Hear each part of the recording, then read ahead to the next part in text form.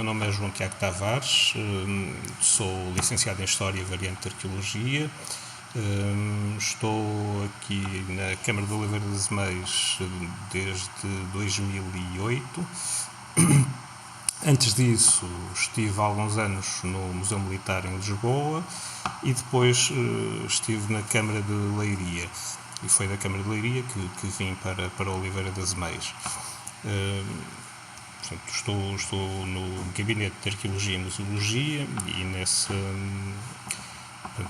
como parte das funções do Gabinete de Arqueologia e Museologia, tenho dirigido alguns trabalhos arqueológicos, nomeadamente no Castro Dul, integrados num projeto de investigação um bocadinho mais abrangente sobre um conjunto de povoados existentes no concelho, sobre os quais havia uma série de referências, mas para os quais praticamente não havia trabalhos arqueológicos registados.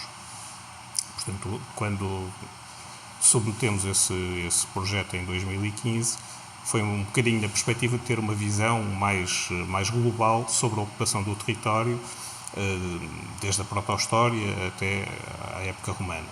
E o Castro Dul fazia todo o sentido estar integrado nesse projeto.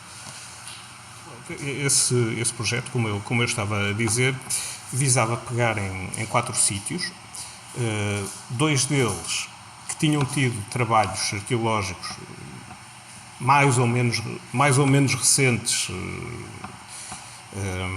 isto é, no caso de Ul, os trabalhos que se conhecem e dos quais há registros mais substanciais são da década de 1980, e depois há uns registros muito sumários de uma intervenção realizada em 1908 no Castro de Ocela, pelo Rocha Peixoto. Portanto, e eram os 2 sítios, os 2 povoados, daqueles que são mais conhecidos e que estão mais no imaginário da população, que tinham tido algum tipo de trabalhos. Portanto, pareceu-nos bastante lógico e razoável fazer um projeto em que fizéssemos algum tipo de intervenção nesses 2 povoados. Complementarmente, havia 2 outros sítios sobre os quais nós não tínhamos registro que tivessem sido realizados trabalhos arqueológicos, mas cuja informação que tínhamos nos pareceu suficientemente interessante. Aliás, num dos casos, até mais do que informação, havia registros da recolha de materiais com alguma regularidade e com alguma importância, e que nos levaram também a incluí-los no projeto, portanto, a montar um projeto em que procurávamos perceber a articulação do povoamento neste território que corresponde a Oliveira das Meias, portanto, como dizia há bocadinho, desde a proto-história até a época romana. Esses 2 outros povoados eram o Castros de Recarei e o Monte Calvo. Em termos de resultados, o projeto acabou por ser bastante interessante, desde logo porque veio dar dados frescos, não em todos os sítios, mas sobretudo os dados novos que trouxe, tanto para o como para Recarei, como para o Monte Calvo, são bastante interessantes. No caso do Monte Calvo, a tradição que existia era associar o povoado, uma vez que se situa num cabeço, a uma ocupação que ia desde o bronze final até a época romana. Ao fim de 2 campanhas de escavação, parece-me relativamente seguro poder dizer que essa cronologia tão ampla não se confirma, e será sim um grande povoado da Idade do Bronze, provavelmente um grande povoado do bronze final, sem que se tenham registado materiais que nos permitam apontar para outras cronologias de ocupação. Portanto, desse ponto de vista, é um tipo de informação nova que vai um bocadinho contra aquilo que era o pensamento popular sobre o sítio. Recarei também nos deu alguns dados interessantes. deu-nos interessantes e curiosos. Portanto, a zona onde escavámos, apesar de haver uma série de referências, lá está, que o sítio teria também uma ocupação desde o bronze final até à época romana, passando por algumas referências a que teria sido um acampamento militar em época medieval, e daí derivaria o nome Recarei, de um chefe militar chamado Recaredo. A verdade é que em prospecção nós tínhamos já recolhido materiais da Idade do Ferro, tínhamos recolhido materiais da época romana e em escavação só temos materiais da Idade do Ferro e da Idade do Bronze. É curioso. Há depois um conjunto de estruturas que também não são propriamente aquilo que se esperaria de um sítio com estas cronologias, porque são estruturas negativas, muito possivelmente buracos de poste, aos quais nós não conseguimos ainda atribuir uma funcionalidade específica, uma vez que a área que escavámos era relativamente pequena dentro do contexto do povoado, mas não encontramos construções em pedra, que seria aquilo que se podia esperar de um sítio onde há material da época romana à superfície, nomeadamente tégua e imbrex, com alguma abundância. Nem mesmo as célebres casas redondas do mundo castrejo.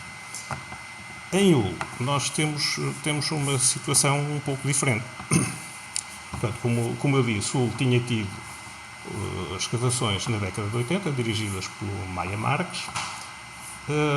Essas escavações se realizaram entre 1984 e 87, salvo erro, permitiram identificar um conjunto de momentos de ocupação do sítio, e esses sim, desde o Calcolítico até a época romana, pressupondo-se eventualmente uma ocupação medieval, e portanto aí nós tínhamos dados que seriam um bocadinho mais seguros e mais firmes. Portanto, a abordagem era um pouco diferente, ia mais no sentido de tentar confirmar esses dados e verificar até, de alguma forma, o potencial do sítio em termos de uma musealização futura do mesmo. Isto partindo do pressuposto que ele está mesmo ao lado do Parque Molinológico, portanto, seria relativamente fácil, digamos assim, que as pessoas que visitam o Parque Molinológico complementassem essa visita com uma visita ao castro. Os primeiros trabalhos que fizemos foram de alguma forma um pouco ao arrepio das nossas expectativas. A primeira campanha de escavações foi localizada junto a uma área que tinha sido escavada na década de 80, onde havia um conjunto de estruturas à vista, nomeadamente os alicerces daquilo que parecia uma casa de planta retangular e um lajeado. E, portanto, quando iniciámos a sondagem, iniciámos um bocadinho na expectativa de deixar à vista o resto dessa estrutura que nos parecia ter sido só parcialmente escavada. Estranhamente, não havia o resto da estrutura. Presumimos que, talvez pelos trabalhos de reflorestação do sítio, isso tenha sido de tal maneira afetado que a estrutura acabou por desaparecer. E, portanto, isso levou-nos a uma mudança de estratégia, digamos assim, e transportámos a área de escavação para um outro ponto, onde não tinham sido ainda realizadas sondagens, mas onde um estudo geofísico que tínhamos feito indiciava a existência de estruturas. E aí sim acabámos por encontrar um conjunto de estruturas com alguma curiosidade, embora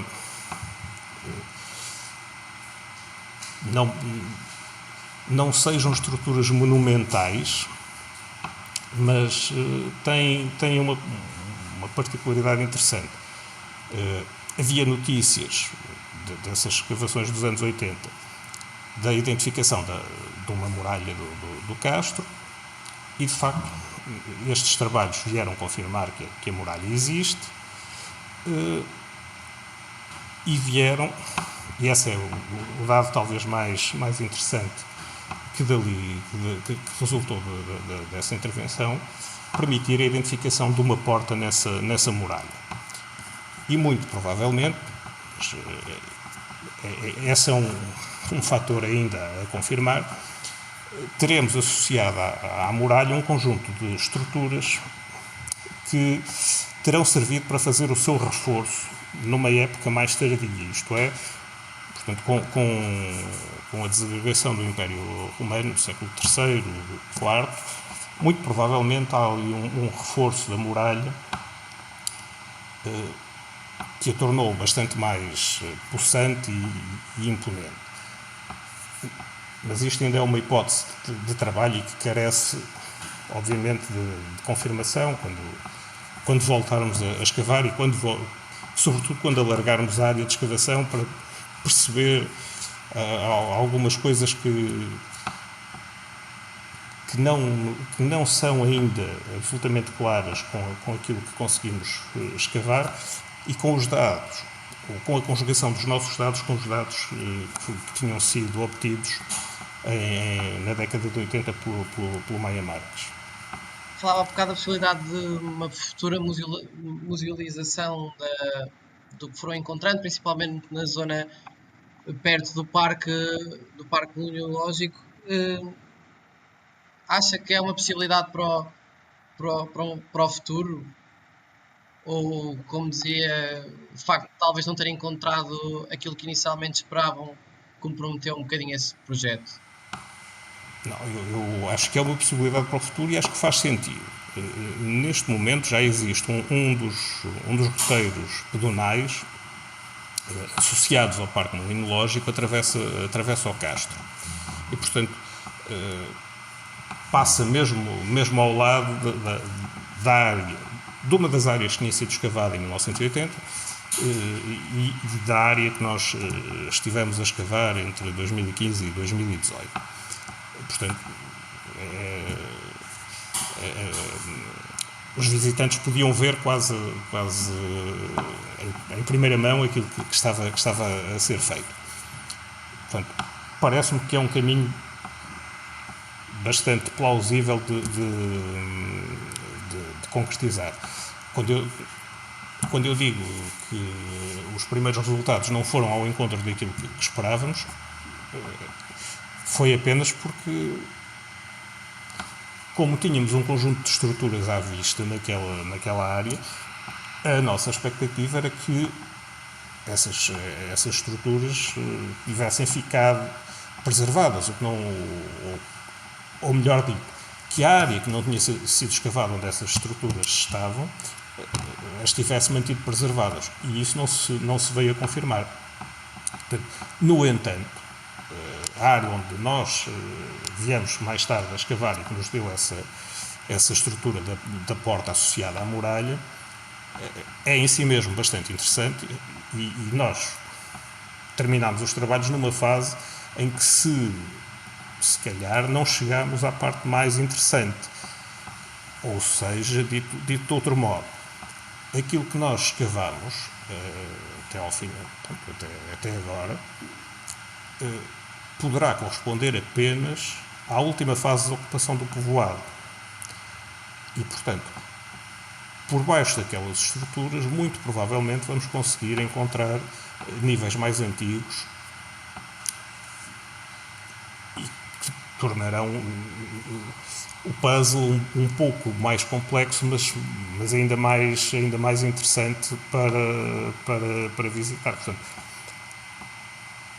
parece-me perfeitamente razoável e plausível a musealização dessas estruturas, articulá-las com o parque temático, parece-me que faz completamente sentido, até porque basta pensar um bocadinho na localização do sítio, coisa que eu não referi até aqui, mas que o Castro do no fundo está quase que marca uma matriz de ocupação do território e de relação daquele território com os rios, porque está situado num cabeço que fica ladeado por dois rios. Portanto, as pessoas que habitavam o Castro tinham uma relação direta com a água. Eu não vou dizer que também tinham moinhos, mas naturalmente que tinham uma relação muito direta com a água. Há também um pormenor curioso relativamente a esta designação Castro. Normalmente, quando nós pensamos em castros, pensamos em cabeços com um bom domínio de paisagem. E o Castro do, curiosamente, apesar de ser um cabeço, não tem um bom domínio de paisagem. Farão um dia a experiência, quando puderem vir ao terreno, de ir ao Castro e de se colocarem no ponto mais alto. E vão ver que, praticamente, do ponto mais alto do Castro, não conseguem ver muito mais além do que a encosta do outro lado do rio. Portanto, o domínio visual não é assim tão grande. É certo que há alguns pontos onde se tem um domínio visual um bocadinho maior, mas não é aquele domínio visual que se espera de um povoado no cimo de um cabeço, em que se vê quilómetros ao seu redor. Não. Isso acontece, por exemplo, no Monte Calvo, de facto, sim, consegue-se ver a uma distância significativa. Em Ul, não. Porém, em Ul temos o domínio dos rios. Portanto, muito provavelmente a ocupação do cabeço terá uma ligação muito, muito forte ao controle daquelas duas linhas de água, do Ul e do Antoine. E, portanto, desse ponto de vista, ou por esse prisma, digamos que o Castro do Ul, de alguma forma, reflete um bocadinho a gênese da freguesia e da ocupação que depois, mais tarde, será uma ocupação quase transversal dos moinhos como fonte de trabalho e de rendimento daquela população. Há alguma diferença ou se existe alguma particularidade no que vocês têm encontrado em Ul e nas zonas perto de Ul em relação àquilo que conhece da realidade arqueológica do distrito de Aveiro, mas sobretudo da zona à volta? Eu estava a pensar aqui à volta, talvez o único sítio, mas creio que nenhum dos povoados com uma ocupação que se estenda do bronze final, pelo menos, à época romana, creio que nenhum está tão próximo e tão associado às linhas de água como Castro do Ul. Eu estava a pensar num outro sítio, em Águeda, que terá uma situação similar, que é o Cabeço do Volga. Mas o Cabeço do Volga, apesar de estar entre dois rios também, não está tão próximo assim dos dois rios. Está um bocadinho mais distante. Portanto, os rios não ficam mesmo na base do povoado. De resto, não creio que haja outro assim com essas características que eu me esteja a recordar. O Sela tem o Caima, mas é só um rio. Recarei não tem assim nenhum curso de água de maior dimensão, tem uns ribeiros, são cursos de água de pequena dimensão. E o Calvo também não tem assim nenhum curso de água de grande dimensão nas suas proximidades imediatas. Nesse aspecto é de facto um pouco distinto dos demais. Então não será certamente exagerado dizer que bem antes da construção dos moinhos, os povos que se fixaram na zona do fixaram precisamente por essa proximidade ao rio e há características próprias que o rio assume ali. Muito provavelmente. Eu estava agora, quando pensei no Cabeço do Volga, pensei porque há dois fatores que são de alguma forma parecidos, embora, como eu disse, o Cabeço do Volga não esteja, o sítio não está tão próximo das margens do rio como em Lugo. Mas há dois pormenores que são coincidentes. É a questão das linhas de água, por um lado, e por outro, a questão da via militar romana, que nós não sabemos exatamente o trajeto dela, não é? Mas sabemos que na igreja do foi recolhido um ou dois marcos miliários da via militar romana. E, portanto, tendo sido recolhido na igreja, ele estaria relativamente próximo e terá sido reutilizado na sua construção. E depois foi também recolhido um terminus ao hostal. O que demonstra, de um ponto de vista administrativo, também alguma importância do povoado. Mas sim, a sua questão não parece nada exagerado dizer que há uma relação muito íntima entre a ocupação daquele sítio e a utilização dos rios, ou pelo menos o seu controle, digamos assim. Para poder subir o Antoine e poder subir o rio U, seria necessariamente obrigatório passar pelo Castro Rui. E, portanto, o Castro poderia perfeitamente controlar esses fluxos de passagem no rio.